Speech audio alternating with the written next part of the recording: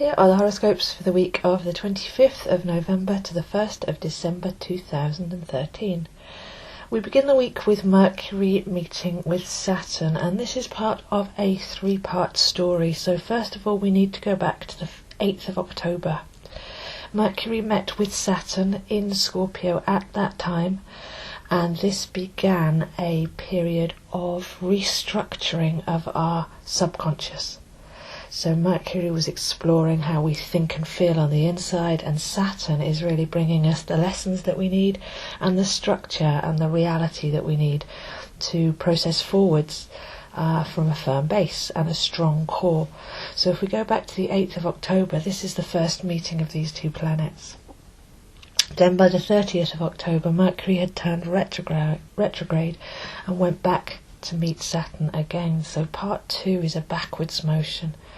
Where can we restructure? Where can we break down? Where can we change our reality?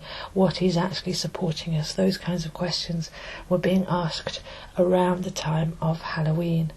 There was also a need to study attachment and what we're actually leaning on, because Saturn says stand up on your own 2 feet, have a backbone. And with the Mercury retrograde, we may have had the eyes to see and the ears to hear internally, where we're relying on others or where we're creating an unsteady support system when we need to be supporting ourselves. So by the time we get to this Monday, we have Mercury Direct again, meeting for the 3rd time with Saturn. So this should mean that we're older and wiser, we're much more self-supporting, we're able to stand on our own 2 feet, we're able to think for ourselves with Mercury in Scorpio and see the truth. It's a piercing, forensic detective energy that we get with Scorpio. So it's not about pretending that everything's all right, but we should really be able to see for ourselves the reality of our own subconscious universe.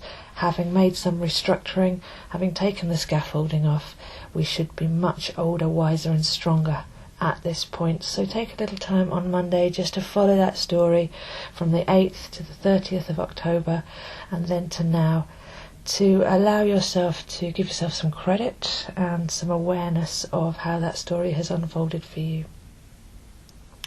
By the time we get to Wednesday, we have a small aspect but quite strong as Mars meets the Moon in Virgo. So Mars in Virgo has been asking us to prioritise, to take care of our soul force energy, and not to try to do too much with it, but to be productive and efficient. So many times when Mars is in Virgo, we can begin by doing the opposite and having a bit of a burnout. But we're looking here at where we take our soul force energy, what productivity we put it towards, and with the Moon meeting in there as well, that's the soul force energy and the soul desire energy coupled. So we need to make sure that whatever we're doing and putting our energy to is actually soulful and purposeful for us, for a long harvest with Virgo.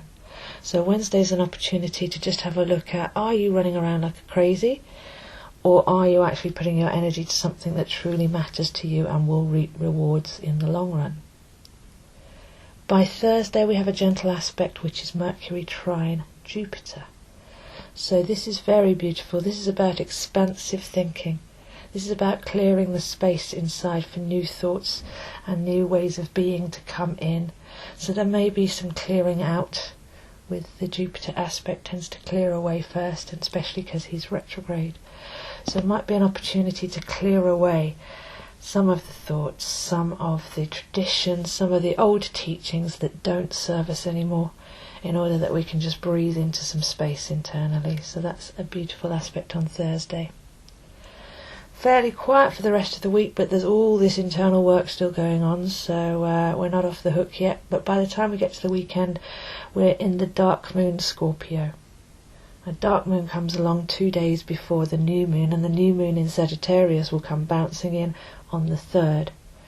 So before that, we've got the chance to sum up everything that's happened during this incredibly intense Scorpio period.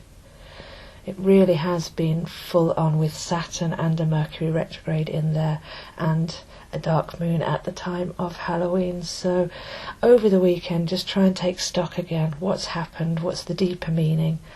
What clearing out have you been able to do? And then just breathe into that Sagittarius space, because once we get to the 3rd, this is when the festivities really begin. This is when we can start to set those new moon intentions with the Sun and the Moon in expansive Sagittarius. So this feels like the end of a long road for me. A couple of days left. Just go deep, go into it, get the meaning, and then we're just so much cleaner and clearer as we head towards the winter solstice that it should be quite a joyful experience. So that's it for this week, and I'll see you next week.